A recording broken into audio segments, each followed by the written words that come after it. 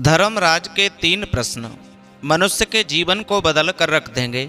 नमस्कार, जय श्री राधे, जय श्री कृष्णा। दोस्तों, आज की वीडियो, आज का यह प्रसंग बड़ा ही ज्ञानवर्धक होने वाला है। आपसे निवेदन है इस वीडियो को शुरू से लेकर अंत तक अवश्य ही सुनना।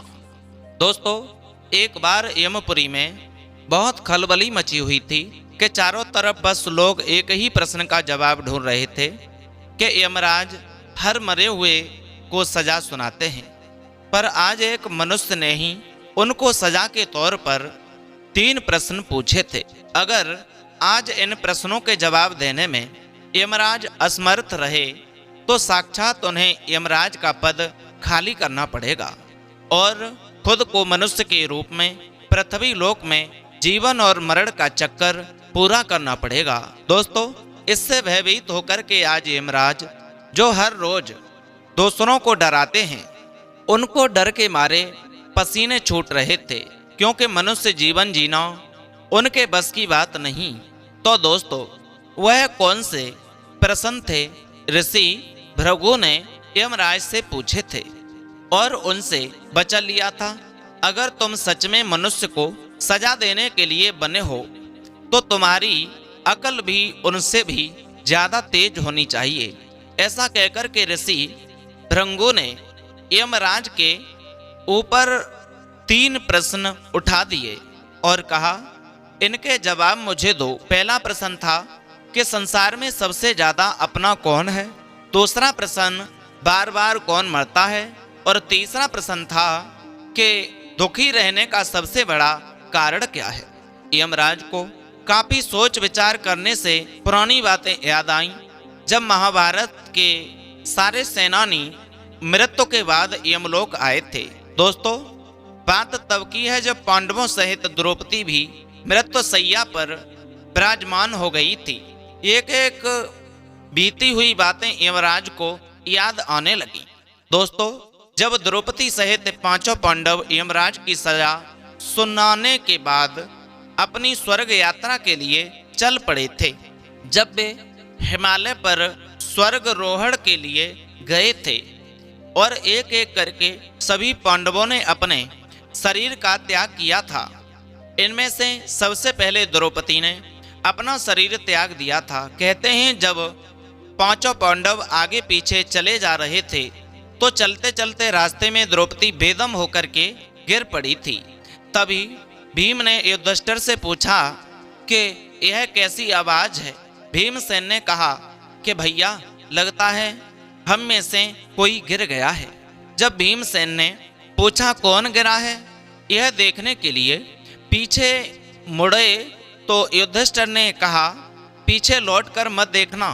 भीमसेन, इस मृत्यु लोक पर कोई भी किसी का सगा नहीं होता है और इसमें कोई धर्म मार्ग में किसी के लिए रुकना नहीं है तथा बहुत जल्दी चलते चलते स्वर्ग लोक में पहुंचना है। तभी युधिष्ठिर की बात काटते हुए भीमसेन ने कहा, भैया, यह द्रौपदी है जो हम सभी 5 भाइयों की धर्म पत्नी है, जो हमें सबसे प्रिय है। उसने हमारी खुशी के लिए अपना जीवन दांव पर लगाया था। उसने 5 पतियों की पतिव्रता पत्नी का धर्म निभाया था। फिर भी क्यों उसकी पीड़ा आपको दिखाई नहीं देती? ऐसी भीमसेन की बात सुनकर के युधिष्ठिर बोले, भीमसेन, तुम गलत हो। मनुष्य का अंत समय उसके सारे गुनाहों की याद दिला देता है। मरने के बाद यहाँ पर कोई अपना नहीं होता। इस जगह पर हमेशा आपके बुरे कर्मों की सजा मिलनी है। और द्रौपदी ने भी हम 5 में सदैव भेदभाव किया था।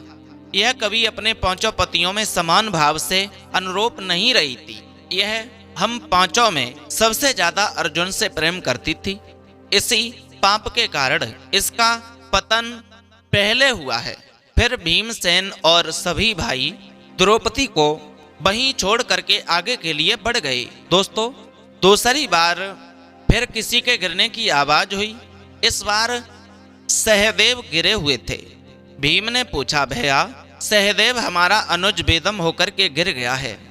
तब भीम ने रुकने का फैसला लिया, किंतु युधिष्ठिर ने भीमसेन और अन्य भाइयों को न रुकने की सलाह देते हुए कहते हैं, सहदेव को अपने बुद्धि पर बहुत ज्यादा अहंकार था, जिस कारण से इसका यह हाल हुआ है।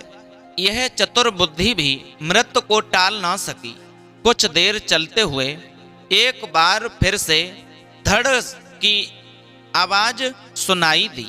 तब भीमसेन ने कहा, भैया अनुज भाई नकुल है जो बेदम होकर गिर गया है, कृपया हमें बताइएगा नकुल क्यों गिरा है। तब युधिष्ठिर बोले, नकुल को अपनी सुंदरता का बहुत बड़ा घमंड था। इतना सुंदर शरीर होकर भी यह मृत्यु से नहीं बचा पाया। फिर से वे सभी उसे वहीं तड़पता छोड़ सभी आगे के लिए बढ़ गए। कुछ दूर आगे जाने पर अर्जुन का पैर फिसलता है और बेधड़म सीधे नीचे गिर जाता है। तब भीम ने अर्जुन के गुनाहों को जानना चाहा तो युधिष्ठिर ने बताया कि अर्जुन को भी अपने विद्या पर बहुत बड़ा अभिमान था। वह हमेशा कहा करता था कि वह केवल एक दिन में ही अकेला सारे संसार को जीत सकता है, लेकिन वह सब कुछ झूठ था। उसने भी महाभारत के युद्ध को जीतने में 18 दिन लगा दिए थे। अगर अर्जुन को इतना ही अभिमान है अपनी विद्या पर, तो इस स्थिति में मृत्यु को भी लड़कर वह जीत कर दिखाए। दोस्तों, इस प्रकार से अर्जुन को भी पीछे छोड़ा। आगे बढ़ने पर भीमसेन भी पटाक सीधे जमीन पर गिर पड़े। तब भीमसेन चिल्लाकर बोले, भैया मैं जानना चाहता हूँ, आप मुझे भी लौट कर नहीं देखेंगे, पर जाते जाते मुझे मेरे जीवन के दोषों को तो बता ही जाओ। तब युधिष्ठिर कहते हैं कि हे विशाल काय भीमसेन, तुम्हारा दोष यह है कि तुम बहुत ज्यादा खाना खाते थे, कभी व्रत उपवास नहीं करते थे, हमेशा ही दूसरों से ज्यादा खुद के पेट के बारे में सोचते थे। क्या तुम्हें पता है, देवता भी एक बार भोजन करते हैं, मनुष्य 2 बार भोजन करते हैं, दैत्य लोग 3 बार भोजन करते हैं और सबसे अधिक तो कुत्ता भोजन करता है। दोस्तों, भीम बड़ा ही पेटू था, भोजन भट्ट था। उसे अपने बल का तथा अपनी शक्ति का बड़ा ही घमंड था। भीमसेन की यह दुर्गति हुई तो वह भी मृत्यु को प्राप्त हुआ। इन सबने अपने जीवन में कभी ना कभी धर्म को छोड़ा था और अहंकार में खुद के लिए नरक के दरवाजे खोले थे। और वहीं दूसरी ओर युधिष्ठिर ने अपने जीवन में हमेशा ही केवल धर्म का मार्ग अपनाया था। इसलिए अंत तक धर्मराज टिके रहे और स्वर्ग के मार्ग पर जाने लगे। धर्मराज के साथ एक कुत्ता भी था। वह कुत्ता उनके पूरे जीवन काल में धरती लोक पर साथ था। मरने के बाद भी वही कुत्ता उनके साथ आया। इस कुत्ते ने उसके जीवन काल में अच्छे काम किए थे, इसीलिए उसे भी धर्मराज के साथ स्वर्ग का सफर तय था। अब यमराज को धर्मराज की बातें याद आईं। दोस्तों, तभी यमराज ने ऋषि भृगु से कहा, विद्या मित्रम प्रभा स्पेस भार्या मित्रम ग्रहेश च प्याध तस्य धम मित्रम धर्मो मित्रम मृत संजीवनी। बाकी सारे सगे संबंधी नाते रिश्तेदार आपका साथ छोड़ जाते हैं। इतना ही नहीं, हमारे पूरे जीवन में जिसे कमाने के लिए तुम पूरा जीवन मेहनत करते रहते हो, वह पैसा भी तुम्हें धरती लोक पर ही छोड़ कर जाना पड़ता है। मुनेश्वर, आपके पहले प्रश्न का जवाब यही है। संसार में सबसे ज्यादा सगा आपका धर्म है। धर्म से बढ़कर कुछ भी नहीं होता है। दोस्तों, धर्म युधिष्ठिर उस कुत्ते के साथ हिमालय के सर्वोच्च शिखर पर पहुंच गए। उन्हें लेने के लिए स्वर्ग से विमान आया था और देवताओं ने युधिष्ठिर से कहा, महाराज युधिष्ठिर विमान में विराजमान हो जाइए। यह बात सुनकर युधिष्ठिर कहते हैं, मेरा यह कुत्ता भी मेरे साथ जाएगा। इस पर देवताओं ने उत्तर दिया कि यह कुत्ता स्वर्ग में नहीं जा सकता, केवल आपके लिए ही विमान आया है। धर्मराज कहते हैं, कुत्ते के बिना मैं स्वर्ग जाने की इच्छा नहीं रखता। एक एक करके मेरे साथी मेरा साथ छोड़ करके चले गए, किंतु इस कुत्ते ने अभी तक मेरा साथ नहीं छोड़ा है। और धर्म के अनुसार सगा वही है जो अंत तक आपका साथ न छोड़े। यदि धर्म के मार्ग में कुत्ता भी आपका साथ देता है तो उसका भी त्याग नहीं करना चाहिए। यमराज बोले, मुनिवर, आपके दूसरे प्रश्न का जवाब है, जो जीवन की कामनाओं से घिरा रहता है वह बार बार मरता रहता है। जो कामनाओं से रहित हो गया है वह सुखी भी है और पूर्ण शांति को प्राप्त होता है। कई बार हम रतक और अंतिम कामनाओं के कारण अनावश्यक चिंताओं और तनावों से मर जाते हैं, जबकि कामनाओं को त्याग कर हम शहीद होकर उनसे मुक्त हो सकते हैं। दोस्तों, यमराज को अब थोड़ा अच्छा महसूस हो रहा था, क्योंकि उन्होंने 2 प्रश्नों के सही जवाब दिए। अब तीसरा प्रश्न था कि बार बार दुखी कौन रहता है। अब यमराज सोच विचार में पड़ गए। तभी उन्हें धरती लोक पर भ्रमण करते हुए एक दिन का नजारा सामने आया। बात यह थी कि विशालपुर में एक बड़ा ही धनी व्यापारी था। उसके पास बहुत सारा धन था। उसका व्यवसाय भी खूब अच्छे से चल रहा था। खूब पैसा था उसके पास। लेकिन एक दिन की बात है, व्यापारी अपने घर में पड़ा पड़ा बेचैन अवस्था में लेटा हुआ था। उसे नींद नहीं आ रही थी, मन में चैन नहीं था, बहुत बेचैन था। पत्नी ने पति को बेचैन देखकर के उससे पूछा, आपको क्या हो गया है? इतने परेशान क्यों हैं आप? कोई समस्या है तो क्या मुझसे कहिए। वो व्यापारी कुछ नहीं बोला, बस शांत पड़ा रहा। दोस्तों, फिर दूसरे दिन भी उसकी यही हालत थी। तब पत्नी ने बहुत जिद की और कहा, आपको बताना ही होगा कि आप किस चिंता में हैं। तब व्यापारी ने कहा, हे सखी, यह मत पूछो कि मैं किस चिंता में हूँ।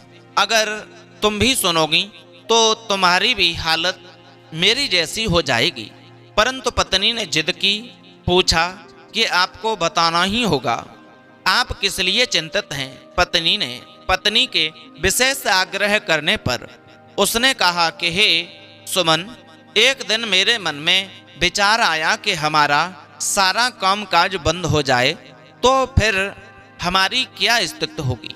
तब मैंने हिसाब लगाकर देखा कि अगर आज हमारा व्यवसाय बंद हो जाए तो हमारे पास इतना धन है कि हम अगली 9 पीढ़ी तक आराम से बैठकर खा सकते हैं, परंतु इसके बाद हमारे कुछ नहीं रहेगा। मुझे चिंता इस बात की है कि 9 पीढ़ी के बाद हमारी अगली पीढ़ी के जो बच्चे होंगे वह तब फिर क्या खाएंगे, फिर कैसे काम चलेगा। यही सोचकर मैं बड़ा दुखी हूँ। मुझे इसी बात की चिंता हो रही है। दोस्तों, उस सेठ की पत्नी बड़ी ही बुद्धिमान थी। वह बोली, ठीक है, अभी आप चिंता मत करो, कल हम मेरे मायके के संत जी के पास चलेंगे और उनसे अपनी समस्या का हाल पूछ लेंगे। आज सो जाओ। दोस्तों, पत्नी ने सेठ को किसी तरह से सुला दिया। अगले दिन जब दोनों ही संत के आश्रम पहुंचे तब सेठ की पत्नी ने संत को कुछ सामान भेंट करने के लिए लाया था। वह सब फल प्रसाद उन संत को देना चाहा तो संत ने रोकते हुए अपने शिष्यों से बोले, आश्रम में अभी कितना अन्न शेष है। फिर एक शिष्य ने कहा कि आज तक के लिए सब कुछ है, कल सुबह के लिए नहीं रहेगा। तब संत ने कहा, हे देवी, हम तुम्हारी भेंट स्वीकार नहीं कर सकते, क्योंकि इसकी हमें आवश्यकता नहीं है। अभी तो हमारे पास खाने के लिए पर्याप्त है। तब सुमन ने कहा, कोई बात नहीं, आप कल के लिए रख लीजिए। तब संत ने कहा, हमारे कल की आप चिंता न करें, कल की चिंता हमारे ठाकुर जी करेंगे। हाँ, यदि आज के लिए सामान नहीं होता तो जरूर रख लेते। दोस्तों, पत्नी से व्यापारी पति बोला, सुमन, चलो अब चलते हैं। पत्नी ने कहा, अभी तो आपने अपने प्रश्न का समाधान तो पूछा ही नहीं। तभी सेठ ने कहा, अब उसकी जरूरत नहीं है, मुझे उसका समाधान मिल गया है।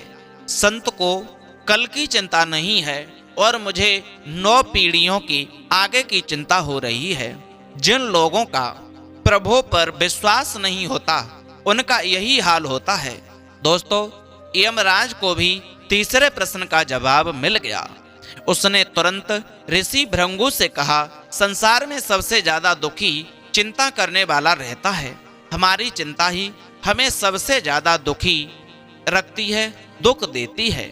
इसीलिए हमें बिना किसी वजह से चिंता नहीं करनी चाहिए। जब हमारा मन कामनाओं से रहित हो जाएगा तभी हमें मुक्ति मिल सकती है। तो दोस्तों, अब मुनि भृंगु बोले, बिल्कुल सही यमराज, आप वाकई में यमपुरी के राजा बनने के पात्र हैं। मैंने तो बस आपकी परीक्षा ली, मुझे माफ कर दीजिए। अब यमराज को अपनी राजगद्दी जाने का डर समाप्त हो गया था। दोस्तों, ये थी कुछ छोटी सी जानकारी जो हमने आप तक शेयर की। मनुष्य को भी व्यर्थ की चिंताओं में कभी नहीं उलझना चाहिए। दोस्तों, आप समझ गए होंगे इस वीडियो के माध्यम से। यदि वीडियो अच्छी लगी तो चैनल सब्सक्राइब करें, लाइक शेयर कमेंट करना न भूलें। फिर मिलते हैं ऐसे ही नए इंटरेस्टिंग टॉपिक के साथ, मोटिवेट करने वाली कहानी।